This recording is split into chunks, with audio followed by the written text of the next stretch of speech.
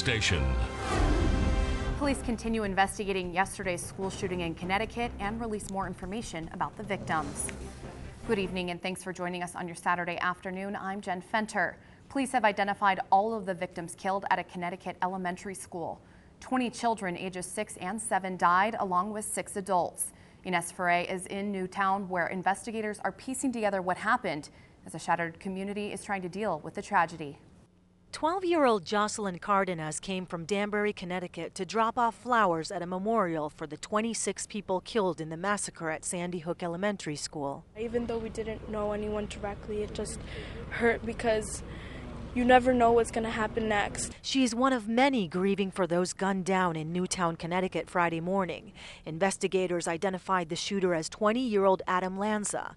The medical examiner says everyone was shot at close range multiple times with a rifle. This probably is the worst I have seen. Officials say Principal Dawn Hochsprung died trying to stop Lanza. 27-year-old Victoria Soto's family says the first-grade teacher was shot shielding her students. 8 boys and 12 girls, all ages 6 and 7, died. They include Anna Marcus Green, the daughter of a well-known saxophone player, and Emily Parker, who moved to Newtown a year ago.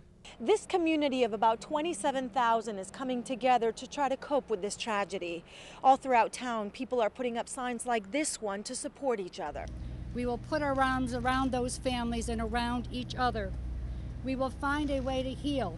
The shooter also killed his mother, Nancy. Oh, it shocked us all. Lanza's aunt says he was a bright boy and his mother and father were good parents. If he needed help, I know they would have gotten it for him. Investigators don't have a motive, but say officers are collecting good evidence to help them piece together how and why Lanza did this. In Newtown, Connecticut, INES FERRE. A sunny Saturday for much of north central Montana. Let's head over to the Storm Tracker Weather Center. Claire, is the sunshine sticking around? Well, Jen, unfortunately for the next few days, we might not be seeing as much sunshine as we saw today. Here's a look at our radar screen. We have been seeing a block of open skies, some clouds around us, but it's missed most parts of north central Montana for today. But as we head into tonight, temperatures are going to remain fairly cool, dropping down to the 20s already. But coming up in just a bit, I'll let you know what we can expect for tomorrow and for the next few days. Back to you, Jen. All right, thanks, Claire. Members and supporters of Footloose Montana gathered in Gibson Park today, working toward their mission of eliminating trapping on public lands. Footloose Montana is a nonprofit organization based out of Missoula that aims to have trap-free public lands in Montana. Today's rally hoped to raise awareness about the dangers they see in trapping on public lands. Group supporters say trapping is a cruel way to catch any sought-after animal. And then the other problem with trapping on public lands is that traps don't discriminate. You know, they're hidden, there's no warning for them, and they're baited. So family pets can and do get into them all the time. STEPHENSON-LOVE says Footloose chose today to rally because it's the first opening day of trapping since the 20s. But experienced trappers say there is a common misconception about traps and the trappers. The trap is sized appropriately for the animal. It's nothing more than a set of handcuffs. And that's why, like I say, I have trapped my own dogs, which are almost exactly the same weight and size of the animal I was after, which would be at the time a coyote or a bobcat. It's not to say that it doesn't startle them. I've caught my own self and it startles me.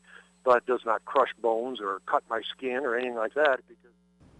Montana has no requirements for how frequently traps must be checked, but Muscat says he and most trappers he knows set their traps and frequently check them to see if they've had any luck. Montana Wing Civil Air Patrol cadets are showing their thanks to war veterans who have passed by participating in a nationwide event. Patrol cadets held a ceremony this morning where they laid wreaths down near veterans' graves. Each wreath represents a branch of the military. All across the nation, hundreds of thousands of wreaths are being set up for veterans as part of Wreaths Across America, an event celebrating the holidays with those who can't be with us. Be able to show that people care. That's the main thing about me, and making it seem that people, especially during Christmas time, you know, holiday time, a wreath is just very symbolic of that, and it just makes people feel that they're not forgotten. The organization who hosts the event also held a national remembrance ceremony at Arlington National Cemetery today. All of the wreaths used at Highland Cemetery were donated by individuals and organizations. A holiday tradition is once again taking the stage in the capital city. MTN's Lindsay Gordon got a chance to talk to young ballerinas as they prepare for this Christmas favorite. There's something iconic about the costumes, the music, and the story of the Nutcracker. They might enjoy it a lot, and some of it's funny. Yeah, when the king boss dies. Yeah, that's kind of funny. Yeah. It's kind of funny, but kind of sad. Is there a lot of drama? Well, yeah. Definitely. And for these young ballerinas, it holds a special place in their hearts. I have been coming to this Nutcracker since I was 3, because I had friends that were in it, and every year it's like, I'm going to be in the Nutcracker, Mom, I'm going to be in the Nutcracker, and one year I finally just said, I want to take ballet. So I took it, and that year I auditioned for the Nutcracker, and I've been in it ever since. And year after year, it never gets old. Like, it's the one thing, it's like you get to do it every year, you get a new part every year. And it's almost like sad to leave it. Therese loves the opportunity it gives her to express herself. Dance isn't like the same as many other things that you can express yourself in, because it's a lot more fluid and stuff. Like, it's not concrete, so it's expressing how you feel like right there. But it's the magic of the season that makes this ballet so inspiring. Christmas, like, that everyone wants, because it's your family and you're all together, and you have that like girl, like any little girl that watches it, is like, I want to be Clara and I want to get that Nutcracker and I want to have just like a prince. And who wouldn't want to dance with the Sugar Plum Fairy? In Helena, Lindsay Gordon, MTN News. Tonight's performance is at 7:30, and tomorrow they're also doing a matinee performance at 2.